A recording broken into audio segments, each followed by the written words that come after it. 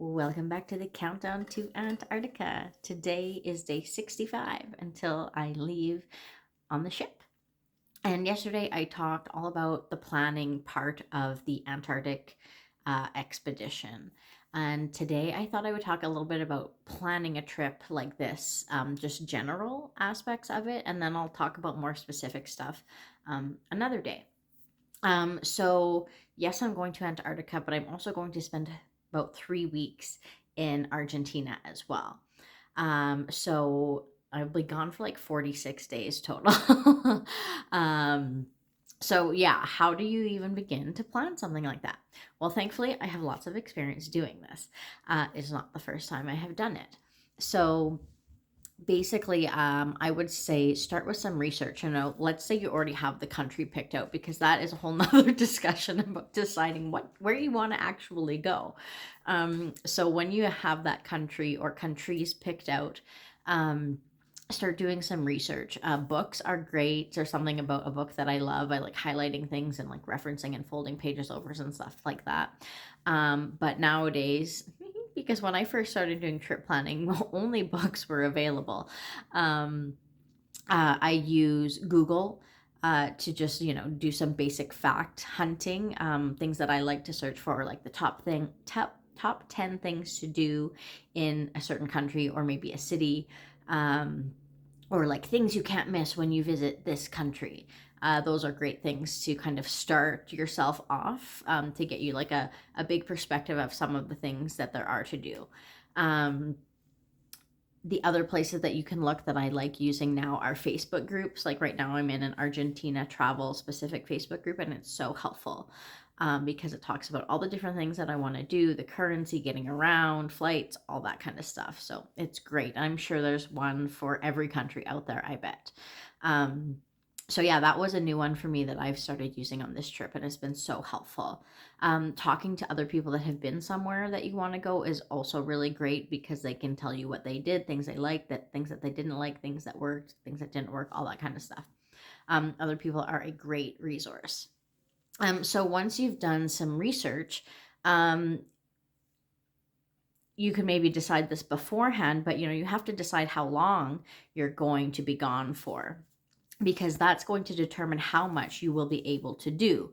And like if you want to go to multiple places, if you only have so much time, the traveling, the time and the expense can sometimes not make that worth it. So that's another thing to think about. Like, again, like something like Argentina, it's the eighth largest country in the world. It is huge. And I was like, there's no way I'm going to see all the things I want to see and give it like the full tour it deserves in just 2 weeks. And even 3 weeks, I'm like, oh, okay, well, I'll only do these things. And I'm kind of jumping ahead, because that's the next thing. Like, once you have started to do research and you've decided, like, where you want to go, let's just go with Argentina. Let's say you want to go to 4 different cities. Okay, well, how do you get to those different cities? Are there flights every day? Do you take buses? All those things. That's going to, the things that impact that will be your budget as well as schedules. Like, you can't decide when flights go somewhere. Unfortunately, that would be fabulous if we could. So that would be the next thing to do, is like decide where exactly you're going to go, how long it's going to take to get to those places, and then how long you want to spend in each of those places. So, maybe you only have a week, so staying in one city for a whole week is a great idea. Maybe you could get 2 cities in, depending how close they are, that kind of stuff. That's usually the most challenging part for me, because I want to see everything. I don't want to miss out. I totally have like travel vacation FOMO. And I want to do as much as I can in as little time as possible and like get the best experience. So it's challenging.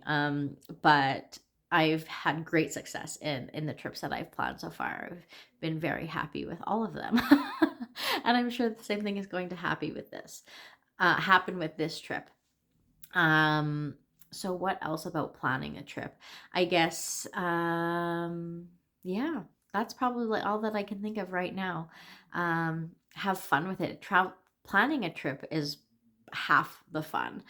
exploring all the things that you want to see and do, and learning about all the fun foods and activities there are to do in certain places. I'm obviously getting a little tired. My words are getting a little bit jumbled.